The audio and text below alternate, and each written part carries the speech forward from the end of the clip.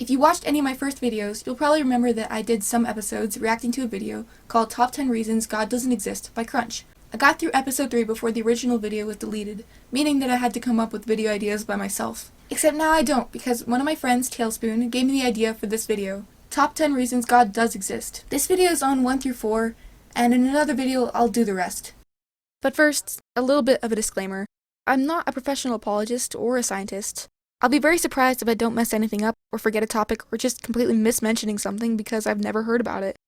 I'm also trying to compress 4 topics that books have been written on into a singular video. Long story short, please don't kill me if I get something wrong. Reason number 1, creation. This one is the most straightforward, the existence of the universe. As Ray Comfort from Living Waters often says, if there is a painting, there is a painter. The building is proof of a builder. The thing is, it makes no sense for everything to come from nothing, and in fact, that's scientifically impossible.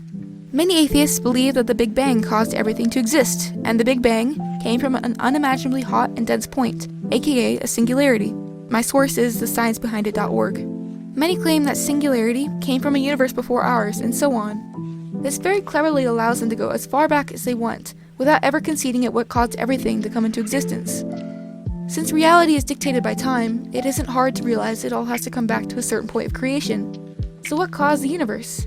If it was something inside reality, also under the influence of time, we'd have to go back to its origin point and start the whole process again. The only thing that makes sense is something outside of time and matter, in fact, the creator of them. Or rather, a someone. That someone has to be infinite, never having a starting point or an end point. He must be the creator of everything, otherwise how will it have gotten there? He must be all-powerful because what kind of creator is weaker than his creation? Reason number 2, the complexity of creation. This idea is a bit of a continuation of the last one, because not only does creation's existence prove the reality of God, but so does its complexity. Look down at your hand. Trace the tiny grooves and feel the muscles move under your skin. Look out your window and marvel at all the colors and how there are even more that we humans cannot even see. Feel the earth underneath you and realize how grateful you should be for gravity holding you down and stopping you from floating into space. The world is beautiful and perfectly in balance. This alone is enough proof for me that there is an intelligent designer behind every leaf and water droplet. In the small amounts of science I dabble in, I marvel almost constantly at the works of God's hands. Consider one of the microscopic bacteria in the water you drink. It is minuscule and about as simple a creature as you can find. According to evolutionists, a little guy similar to our specimen was our ancestor millions of years ago. Lightning struck water, turning comparatively simple materials into simple life, not dissimilar to what we see today. And yet, these creatures are more complex and compact than anything humans have been able to make. They carry DNA, something that is often compared to a book, and every living thing has DNA ingrained in their cells, dictating what they're supposed to look like and what they're supposed to do, down to the hair on your big toe. This microscopic code is complicated enough that only recently scientists have been able to crack it. And yet, lightning struck water and the first DNA strand was born, along with all parts needed to use DNA in the cell, complete in matching the organism it was created in, every part of the creature primed to receive instruction from the DNA. I hope this is as ridiculous to you as it is to me. On top of DNA, modern bacteria, some of the quote-unquote simplest creatures on the face of the earth, are completely equipped with everything needed for survival. From a cytoplasm to a nuclei to a flagellum, the bacteria couldn't survive without each one of these parts working together. Scientists, to my knowledge, haven't created anything nearly as harmonious, complex, and compact. Scientists have never created life, and yet lightning struck water and life was born? The reality is, lightning striking water, or any natural random event evolutionists can claim as the creator of life, creating anything, like bacteria or anything able to survive and reproduce, is pretty much impossible. The fact that people spout this as truth is an insult to science. Reason number 3, there must have been a creator. To continue on these ideas of creation and evolution, this next idea is based on the fact that evolution is just impossible. I want to point out that I'm talking about macroevolution as an impossibility. Macroevolution is the transition from one kind of an animal to another, like, for example, a bird turning into a dog. Microevolution is entirely real. A wolf turning into a poodle or bulldog, or the biodiversity of finches on some islands in the Caribbean. That is a real fact and can be easily observed scientifically. It's a mechanism God built into his creation to allow them to be fruitful and multiply. The idea of macroevolution revolves around the belief that chance can create new structures and body parts to give their bearers a better chance at survival and reproduction. This is a scientific fallacy, and the best example I can think of to prove this is the eye. Many multicellular animals have eyes, and every one of those creatures has eyes that uniquely assist them in their survival. As humans, we have some of the best eyes in creation. We're able to move our eyes, see a wide spectrum of colors, adjust our eyes quickly to light, etc. Birds of prey can see things at incredible distances. Eagles can see small prey at a distance of 2 miles, 8 times farther than a human can. Many insect eyes are more focused on detecting predators with their compound eyes than forming detailed images of the assailant.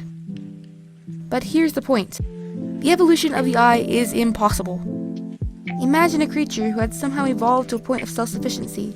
He has no eyes, so he must have evolved to live without them, right? Why then would he ever have the need to evolve eyes? Some atheists speculate eyes evolved from eye spots, specialized skin patches able to detect light that randomly developed. Which is pretty much impossible, but I'll go with it. So this little creature has eye spots, so he's aware of a predator attacking him or to tell the time of day or something. But there is no way that eye spots, a relatively simple structure, could evolve into something as complex as an eye. The human eye has thousands of parts, lens, sclera, rods, etc., all working together, and ours aren't even the most impressive in the animal kingdom. If something isn't lined up perfectly or functioning as it should, the eye would most likely be rendered useless. Some other examples of impossible cases of evolution would be reproduction, mitosis, or cell division, DNA maintenance and transcription, embryo development, and the digestive system. According to evolution, in order for these structures to exist, the animal must require them. If the creatures require them, they would die before the structures and functions could evolve. Reason number 4, the fossil record. I really like using the fossil record in arguments because I've often heard evolutionists using it to disprove six-day creation, but since the fossil record is such a broad topic, I've had to break it up into a few subcategories. The first is something called the Cambrian explosion. At the very bottom of the fossil record is pure stone without any fossils, then suddenly interrupted by an explosion of life. And not just bacteria and simple life, but fully developed animals like these guys. Apex predators and ecosystems. Complete creation. Following the evolutionary train of thought, one would expect basic organisms to appear first and slowly increase in complexity, but that's not what scientists have found. Another point to make would be there is no confirmed transitional forms in the fossil record, or in other words, an animal in the middle of an evolutionary transition from one kind of creature to another. You've probably heard of the missing link, or the constant search for a creature between an ape and a human. Throughout history, when people have found what they call the missing links, the examples have been subject to fraud or misunderstanding. Further, other transitional forms aren't as definite or obvious as modern science would like to admit. I'd love to get into it, but this video is going to be long as it is, so I'll put links to some articles in the description of this video, and you can check them out if you're interested.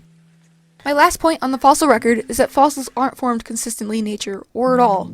The reason is that when an animal dies in nature, it is consumed by scavengers, and then smaller organisms like worms and ants, and then the remaining scraps are decayed by microorganisms. The skeletal remains are often scattered by scavengers or natural forces. Eventually the bones will decompose, even underground, due to the constant gnaw of bacteria and fungus. Very soon there will be no memory of this creature. The preserved animals formed today are results of being frozen in cold areas and being turned into ice mummies, getting trapped in tree sap and becoming encased in amber, falling into peat and becoming bog mummies, or even getting trapped in wet cement. But none of these are fossils. Fossils are only formed in a situation where enough substance is on top of them that the soil around them is compressed into stone, thus permanently capturing the shape of bones and possibly soft tissue. In some cases, the bone and soft tissue is preserved, which is impossible if the fossil is millions of years old, as atheists say. In other cases, a hollow shell is left, just showing the shape of what was there. In yet other cases, mineral water seeps into the cavity and deposits slowly fill it to create a replica. The conditions for making a fossil fit perfectly with the Genesis account of the flood. In a global flood, it makes sense for muck to be stirred up in such large amounts that drowned animals and men are buried under thousands of tons of silt and water. And that's why there's millions of fossils all over the world. Thanks for watching to the end of the video. Be sure to keep your eyes out for part 2, where I move from proof of a god to proof of the god. If you've liked the video, please hit the like button. It'll help more people see it. Thanks again for watching. God bless.